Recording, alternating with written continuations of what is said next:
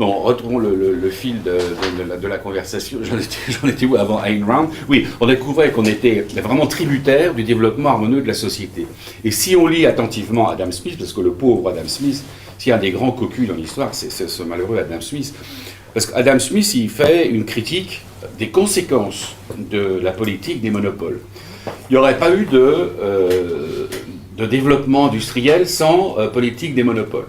Mais toute politique des monopoles va amener un déséquilibre de pouvoir au profit des monopoleurs. C'était les marchands, les merchant adventurers, qui étaient des gens qui ils étaient aventuriers parce qu'ils risquaient leur argent et éventuellement leur vie, parce qu'ils faisaient tout à l'époque. On mettait des capitaux, on maniait le sabre, le pistolet. Mais une fois qu'ils se sont enrichis, dès que les gens sont riches, le problème c'est qu'ils n'ont plus envie de se battre. Donc il faut que le système se renouvelle. Et Adam Smith écrit, donc il écrit dans cette deuxième partie du XVIIIe siècle, il constate que tout ce système a créé de la bureaucratie, que l'administration anglaise est extrêmement bureaucratisée et que ces gens stérilisent tout. Donc il faut remettre en cause les monopoles. Mais quand on vous explique aujourd'hui en économie la théorie de l'innovation, d'un point de vue réel, pas du point de vue idéologique de l'économie néoclassique, on explique qu'il faut créer pour l'innovateur une rente de monopole. Quand on vous crée un brevet, quand vous déposez un brevet, qu'est-ce que c'est? C'est une rente de monopole que vous pouvez exploiter 10 ans. Mais si on vous le donne éternellement, vous allez devenir un rentier. La rente de monopole, c'est pour pouvoir installer votre produit dans le marché et avoir le temps de le développer. Et après, le produit retombe dans le droit commun. Donc la critique d'Adam Smith, c'était, si on la lit bien, c'était avant tout défendre l'État contre les marchands. Adam Smith était un mercantilisme qui s'ignorait, mais il défendait l'État contre la rapacité des marchands. Et il insistait sur cette notion. Alors, il n'en parle pas directement du bien commun, bien que il ait été disciple de Hutchinson, qui était un professeur de philosophie morale. Parce que c'est qu'après Adam Smith que la philosophie morale et l'économie vont se détacher. À l'époque, c'est une seule et les mêmes disciplines. Donc, c'est au travers du principe de sympathie, il montre que la finalité de l'homme, c'est la justice sociale, c'est le sens de l'harmonie globale. Le premier ouvrage d'Adam Smith, c'était un traité d'astronomie. Donc, il avait cette vision d'un univers en équilibre, avec des choses qui bougeaient, qui n'étaient pas du tout fixes, il y avait des choses qui bougeaient, mais il y avait quelque part un sens de l'équilibre qu'on ne pouvait pas expliquer. Et la fameuse parabole du boulanger, ces 5 lignes que l'on extrait d'un ouvrage de 950 pages, vous savez, si j'ai mon pain, ce n'est pas par la bienveillance du boulanger, mais parce que le boulanger suit son propre intérêt. Donc on l'a sorti du contexte et on en a fait un éloge de l'individualisme. Donc c'est pas du tout ça, si je lis vraiment Adam Smith, c'est une première réflexion sur les effets non intentionnels des causes intentionnelles. C'est-à-dire je fais mon pain, mais en même temps, en faisant mon pain, il y a une certaine beauté, c'est que je sais que faire du pain, c'est beau et que ça a une utilité. Bien sûr, vous pouvez être un boulanger grippe-sous comme n'importe qui voit pas plus loin que le bout de son nez est totalement idiot. Mais ce que voulait dire Adam Smith, c'était véritablement ça, c'était que nous sommes mus par un sens de la justice et par la sympathie. Donc sympathie, on pourrait le traduire par empathie en français avec son prochain. Donc c'est vraiment un traité de philosophie morale. Alors bien sûr, il y a des erreurs chez Adam Smith, il y a des erreurs fondamentales, c'est sa théorie de la valeur travail. Parce que pour lui, il considérait, à l'époque où il écrivait, il n'y avait pas encore ce différentiel de productivité qui va véritablement exploser après la publication de La richesse des nations. Il va considérer que ce qui fait la richesse, la valeur d'un produit, c'est le nombre d'heures de travail qui est incorporé dedans. Bon, donc alors là, tous les produits se valent, tous les produits sont en fonction de la valeur du travail. Or, c'est du travail qui incorpore de la technologie, l'heure de travail n'a absolument pas la même valeur. Eric a fait l'analyse de la fabrication des battes de baseball et des battes de golf. L'utilité, si je raisonne en termes d'utilité, si je regarde dans la théorie néoclassique, l'utilité est la même. C'est-à-dire une balle de golf, une balle de baseball vont avoir des prix relatifs assez semblables. La balle de golf, ça se fait dans le New Hampshire. C'est un produit de haute technologie. La balle de golf, ça se fait à la main, ça se coud à la main en Haïti à 30 centimes de dollars de l'heure. Naturellement, le cuir, le fil et les aiguilles étant importés des États-Unis. Et le tout est réexporté et c'est vendu 15 dollars aux États-Unis. Bon. Donc ce qui va faire la valeur d'un produit, c'est la technologie que l'on va mettre, que l'on va mettre dedans. Et par technologie, il faut bien comprendre ce que c'est que la technologie. C'est pas la technique. La technologie, c'est l'intelligence humaine. Vous avez techné, tout ce qui est les procédures inanimées, les procédures taciturnes, et le logos, c'est la connaissance. Donc, ce qui va faire la richesse, et ce qui va vraiment faire la révolution industrielle, c'est ce rapport à la technique. Et ça, c'est les Chinois, aujourd'hui, quand ils sont totalement fascinés par la technologie occidentale, ils comprennent qu'eux ont inventé la technique, mais qu'ils n'ont pas su créer la technologie. Donc aujourd'hui, ils veulent rapatrier ça. Pour eux, c'est rapatrier. C'est pour ça que pour eux, ils ne respectent pas les droits de propriété, ça n'existe pas pour eux. Ils commencent à les respecter parce que leur activité se développe et ils commencent à se copier entre eux. Donc ils développent un droit des brevets. Donc ça montre bien que ce sont les activités qui créent des institutions et en aucun cas l'inverse. Donc on avait bien observé, les dirigeants avaient bien observé cette importance d'avoir accès à la technologie. Vous avez, les dernières décennies de la monarchie, sous Louis XV, qui était pourtant un roi absolument catastrophique, lamentable, c'était un histoire de Pétain, c'était catastrophique, mais il y avait quand même un bureau du commerce qui était dirigé par Daniel Truden, qui avait compris cet enjeu des industries. Et il y aura cette mission extraordinaire confiée à Gabriel Jarre, d'aller faire un voyage en Angleterre. C'est un voyage, aujourd'hui on appellerait ça de l'intelligence économique. Donc il va visiter le Haut-Fourne anglais. Alors c'est un gars qui avait un certain génie, qui traversait une usine et il était capable de faire les croquis. Alors les croquis, vous les trouvez aujourd'hui, ils sont on les a à la Bibliothèque nationale et on a l'ouvrage numérisé sur Google à la Bibliothèque de New York, ce qui m'énerve, et qu'on ne le trouve pas numérisé à la BNF. Bon, mais vous voyez, donc il y a tous les croquis. Alors il est revenu en France et il a formé les premières générations de maîtres de forge. C'est lui qui a permis de créer le Creusot. Après sa mort, il est mort assez jeune. Mais tous les manuels qu'il a laissés ont été les livres de formation des premières dynasties de Wendel, des premiers maîtres de forge. Donc on avait compris l'importance qu'il y avait, le début du texte de Gabriel Jarre, c'est les Français, dotés de 1000 autres avantages, ont négligé celui de se douter de l'avantage d'avoir des mines nationales. C'était les mines nationales. Donc la propriété nationale était extrêmement marquée. Alors, comment tout cela comment le libre-échange va arriver là-dedans ? Là, on a décrit les règles de la richesse. L'Angleterre devient, au début du XVIIIe siècle, c'est très clair, c'est la puissance mondiale dominante. Grâce à son industrie, elle n'a plus maintenant qu'une obsession, c'est de convertir le continent à être un continent agricole qui va lui fournir des denrées en échange de l'exportation de ses biens. Parce qu'une fois que vous êtes industrialisé, il faut trouver des débouchés. Donc les débouchés, d'un seul coup, voilà. Obsession, laisser les marchés ouverts. Donc première tentative, c'est 1786, c'est le traité d'Éden avec la monarchie, où la monarchie accepte que la France exporte des produits agricoles en Angleterre et achète ses produits industriels. Donc c'est une citation de libre-échange. La Révolution va abolir cela. On aura donc des années de protectionnisme militaire avec la Révolution plus le Premier Empire. Et ensuite, l'Angleterre va continuer. L'industrie anglaise va naturellement se développer énormément et va profiter de la défaite de Napoléon. Et seulement, quand les gens sont devenus riches, ils vont perdre ce goût pour l'entreprise. Et on a les monographies, je cite quelques exemples dans l'introduction.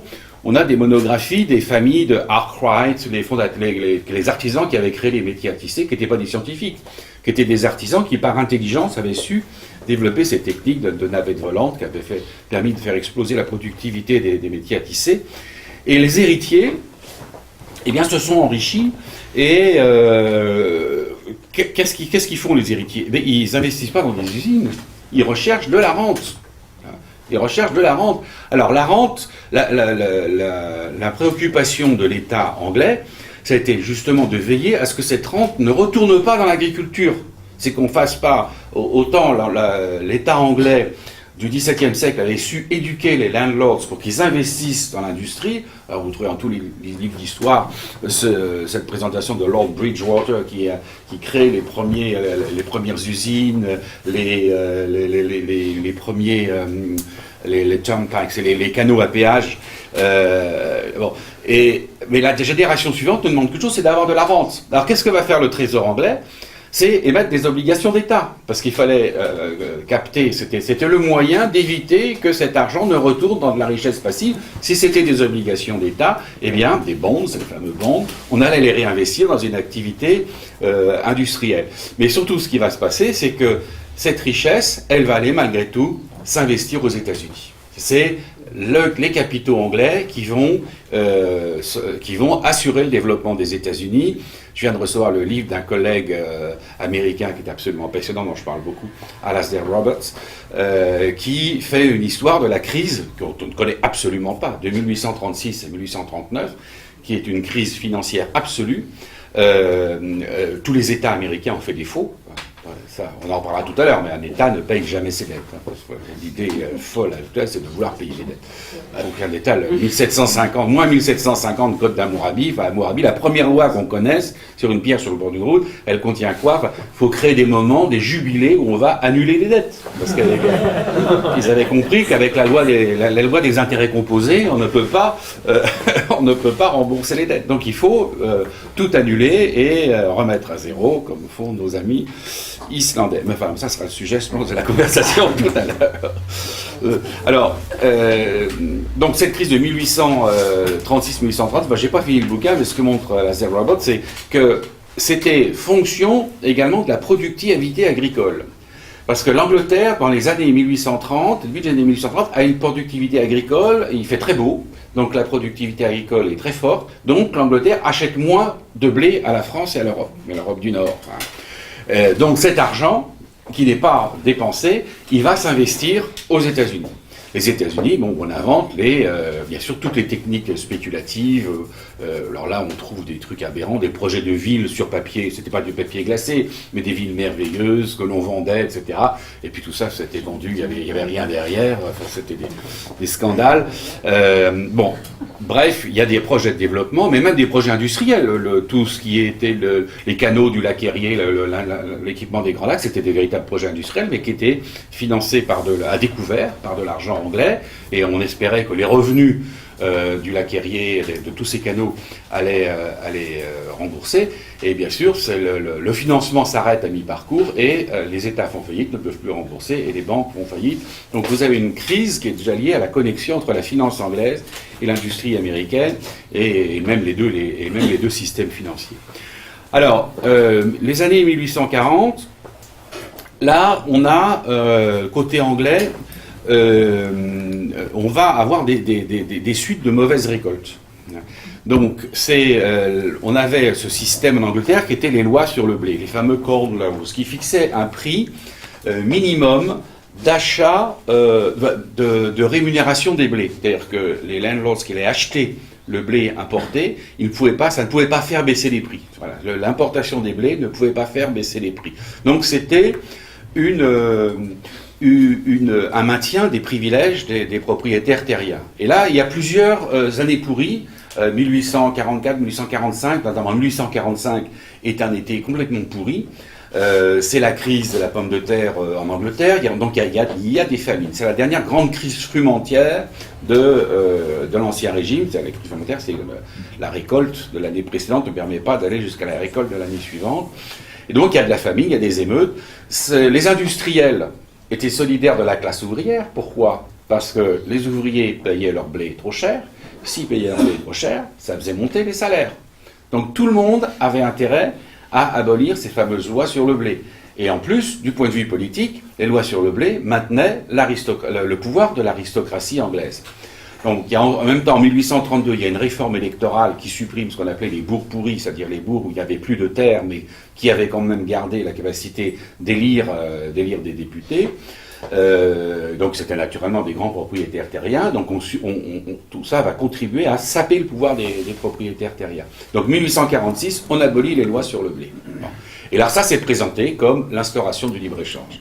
Ce qui est totalement faux, parce que les droits de douane perçus par l'Angleterre sont bien plus supérieurs à ceux que percevait la France. Ça c'est été très bien montré par un historien britannique, Patrick O'Brien, qui a fait toute cette histoire de l'état fiscalo-militaire anglais. Il a dit que c'est pas du tout par le commerce que l'Angleterre a fait sa puissance, c'est par l'état fiscalo-militaire, un état fort, une fiscalité très forte, mais qui pesait sur l'activité économique. Plus vous aviez d'activité économique, c'était les impôts indirects, donc plus vous aviez de recettes fiscales. Les recettes fiscales, ça allait à la construction d'une puissance politique qui alimentait le commerce et l'industrie, etc., etc. Donc le cycle était renforçant. Et on s'efforçait de taxer les biens de main morte, c'est-à-dire la richesse qui n'était pas productive. Donc puissance militaire, puissance industrielle, puissance fiscale, puissance de l'État. C'est ça les recettes de la croissance anglaise. Et de 1846 à 1860, les droits de douane, voilà, on a beaucoup d'éléments d'histoire là-dessus. Alors tout ça c'est en anglais aussi, c'est pour ça qu'on ne connaît pas ça en France, parce que c'est en anglais, on ne dit pas ce qui est en anglais. Mais il y a beaucoup plus de débats et beaucoup plus de liberté de débat sur ces questions dans le monde anglo-saxon que chez nous, où on est vraiment on reste dans une logique très stalinienne, très dogmatique sur ces questions. Donc, ce qui va ensuite se passer, c'est que finalement, les Anglais vont réussir à imposer un traité de libre-échange. C'est le traité sous Napoléon III, le traité Cobden-Chevalier de 1860, qui instaure le libre-échange. Et là, on a une égalisation des taux de change, des droits de douane, mais ça dure très peu longtemps, puisque dès les années 1880, on revient au protectionnisme. Alors, ce qui est stupéfiant dans cette histoire cette compétition entre le libre-échange et le protectionnisme, il y a un livre dont je vous conseille la lecture, parce que politiquement c'est très intéressant, c'est le travail de David Todd, je ne sais pas si c'est le fils de papa, c'est le fils de papa, voilà. Bon, mais il a l'intelligence de ne pas s'en réclamer, non, parce qu'il a fait aussi des études d'histoire à Cambridge, donc mais c'est très bien, où il fait l'histoire du protectionnisme en France. Alors, il montre que, au début, le libre-échange, après la Restauration, la Restauration était protectionniste. Pour ça, quand on parle de protectionnisme intelligent, c'est important, parce qu'il y a effectivement un protectionnisme intelligent et progressiste, et un protectionnisme bête, ou réactionnaire. Le protectionnisme réactionnaire, c'est celui qui maintient la rente du pouvoir en place. Donc, sous la Restauration, on est libre-échangiste pour contester le pouvoir de la noblesse. On dit voilà, le commerce va détruire la rente foncière. Et puis on va s'apercevoir que, alors vous trouvez, bon j'en cite pas mal, ça on le trouve facilement à la BNF, il y a beaucoup d'ouvrages qui sont le pendant des polémiques qu'il y a en Angleterre, parce que ce qui est passionnant, c'est la quantité de billets, de polémiques qu'il y a. On lisait énormément, on discutait énormément de cette question de protectionnisme et libre-échange, et c'était la ligne de partage, c'était pas la droite et la gauche. 1846, les libre-échangistes, c'est la gauche. C'est la Ligue pour le libre-échange de Cobden, c'était les ouvriers, les nationalistes irlandais, parce que les nationalistes irlandais aussi, ils étaient victimes de la cherté des gars. Ils sont libre-échangistes. C'était une sorte d'attaque qui était alliée aux industriels, contre les féodaux. Donc ça n'a rien à voir avec nos lignes de partage classiques. Donc revenons à la France. Donc là, en France, on a d'abord cette hostilité au protectionnisme qui est assimilée au protectionnisme politique. On est réactionnaire sur le plan politique, donc on va être réactionnaire sur le plan économique, et là, la liberté économique, c'est la liberté politique, et tout ça s'inscrit dans le courant du positivisme. D'ailleurs, le positivisme, c'est ceux qui s'appelaient d'ailleurs les économistes au début, hein, c'est là que le terme apparaît, ou l'économie politique, c'est les termes d'Auguste Comte, donc ils comprennent qu'il y a des lois de l'économie, et que la politique, c'est comprendre les lois de l'économie, et en gros appliquer les lois de l'économie. L'économie, c'est politique, c'est la politique de l'économie. Et il faut la formule d'Auguste Comte, c'est l'analyse a détrôné l'imagination. Il faut analyser, il ne faut pas imaginer. Donc, en gros, il faut gérer. Il faut gérer et plus tellement faire de politique.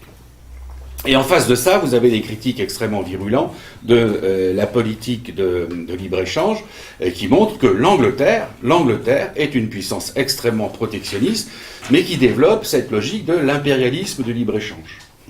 Alors là encore, on a des analyses extrêmement pointues qui montrent que la véritable force de l'impérialisme est l'impérialisme informel. C'est l'impérialisme du libre-échange. C'est-à-dire que comment l'Angleterre a dominé le monde entier grâce à sa capacité à faire triompher un dogme qui a converti le monde entier au libre-échange, qui après s'est révolté contre le libre-échange. La révolte la plus connue, c'est Gandhi qui veut avoir le droit de fabriquer, de tisser ses propres vêtements, ne pas acheter les vêtements tissés à Leeds et à Manchester. Bon.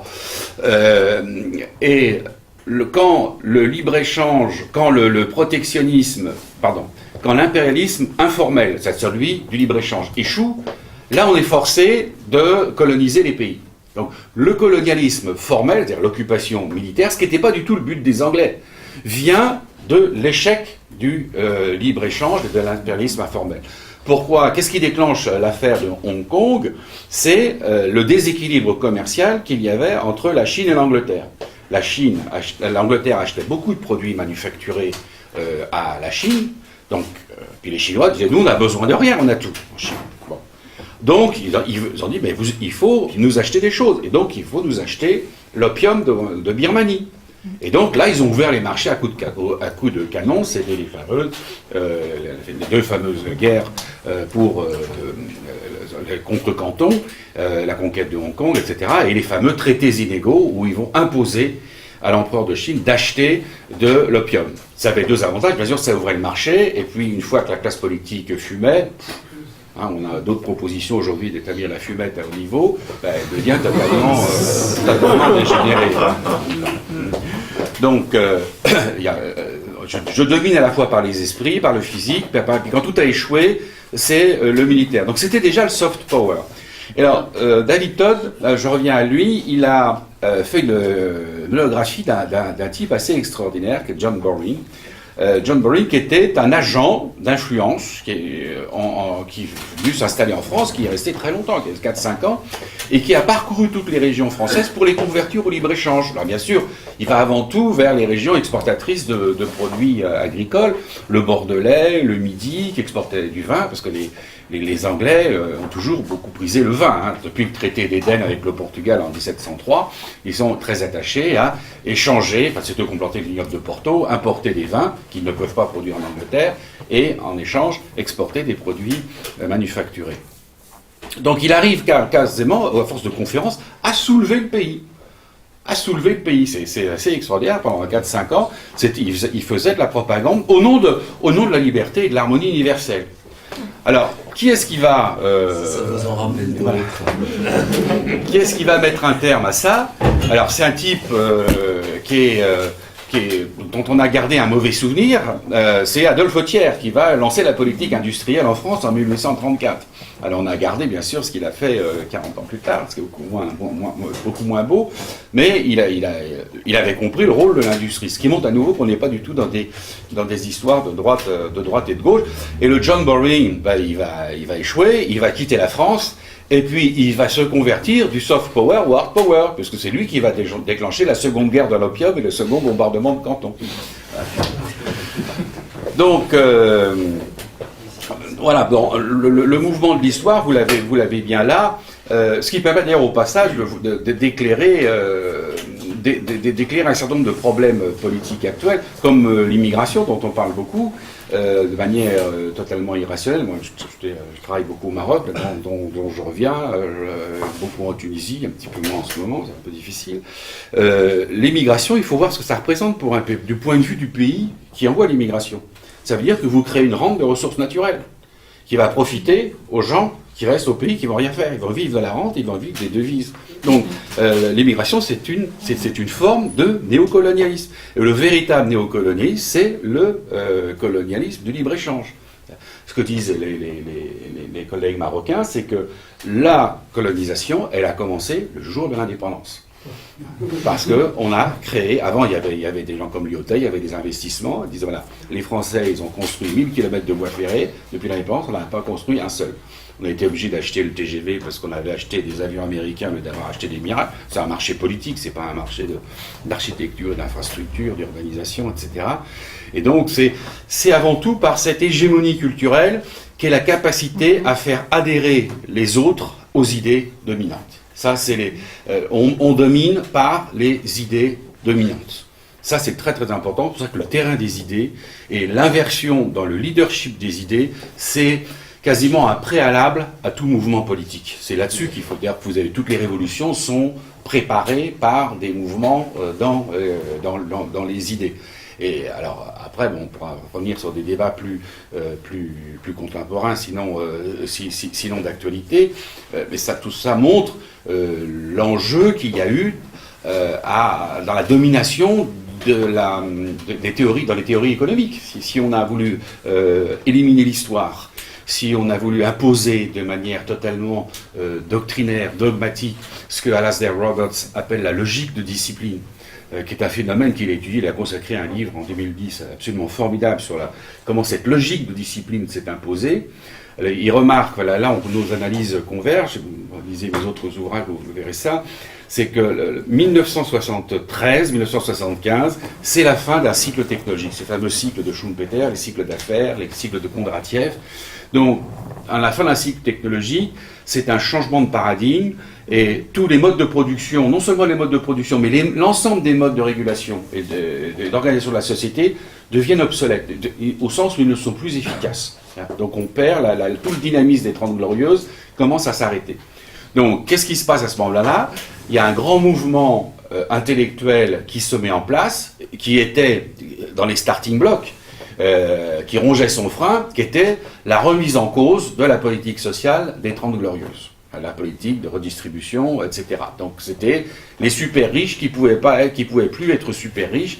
Donc tout ça, ça se dit jamais comme ça. Ça prend l'allure d'une construction intellectuelle. Donc c'est le rapport de la trilatérale, Michel Crozier, Joji Watanuki, Samuel Huntington, la crise de la démocratie. Il est téléchargeable sur la toile sans aucun problème, depuis mon site ou de partout ailleurs. Et qu'est-ce qu'il alors ce rapport est très intelligent, très bien fait. Il dit ça marche plus. Ça marche plus parce que la crise, le bien-être multiplie les revendications des citoyens auxquelles l'État ne peut plus faire face. Alors ça, c'est la théorie de la surcharge. Donc là, il y a une surcharge, l'État ne peut plus satisfaire. Donc, il va falloir protéger l'État, en gros, des revendications des citoyens. Et donc, on va commencer à retirer... Alors, tout ça n'est pas lié, hein, tout ça... C'est-à-dire, il n'y a pas... c'est pas les théories du nouvel ordre mondial, il n'y a pas de Deus ex machina qui pense ça. Hein. Tout ça, c'est aussi des systèmes évolutionnistes. Et à force de s'auto-convaincre, on se crée le raisonnement qui va créer le raisonnement suivant. Hein.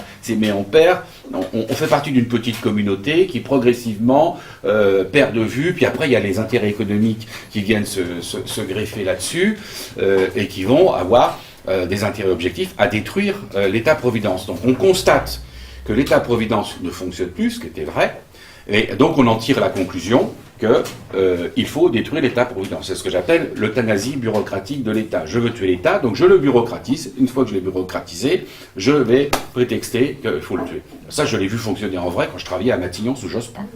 J'ai vu sa conseillère à la réforme de l'État céder à des réformes.